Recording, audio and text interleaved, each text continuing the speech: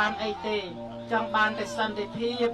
យើងអត់មានបំណងក្នុងការដែលត្រូវការចង់បានអីពីសៀមទេហេតុអីបានសៀមធ្វើបាបយើងមកលួចយកទឹកដីរបស់យើងសំបីតែកុមារតូចទាំងដែលលោកមិនតាន់ដឹងអីសំបីតែទារកតូចដែលលោកមិនតាន់ដឹងអីតែកូនមិនតាន់ដឹងអីក៏ត្រូវមានភ័យក៏ត្រូវមានការឃ្លាតពីផ្ទះគួរឲ្យស្លុតណាស់គួរឲ្យរត់ភុតណាស់ដោយចៅសៀមធ្វើឲ្យយើងមានការលំបាករងទុក្ខលំបាកឥឡូវនេះ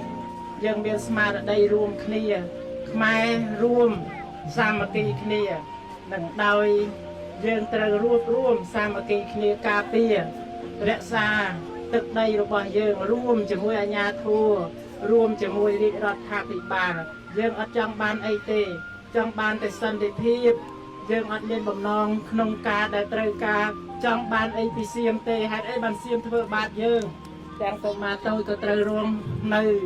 ទុក្ខលំបាកវេទនាដល់ក្រៃលែងយ៉ាងនេះឥឡូវពេលនេះអង្គអាភិបមាននៅភេសជ្ជៈមានទឹកដោះគោហើយនឹងចាហួយចែកជូនសម្រាប់កុមារយើងគ្រប់គ្នាហើយនឹងចាស់ក៏ទទួលបានគ្រប់គ្នាដែរប៉ុណ្ណា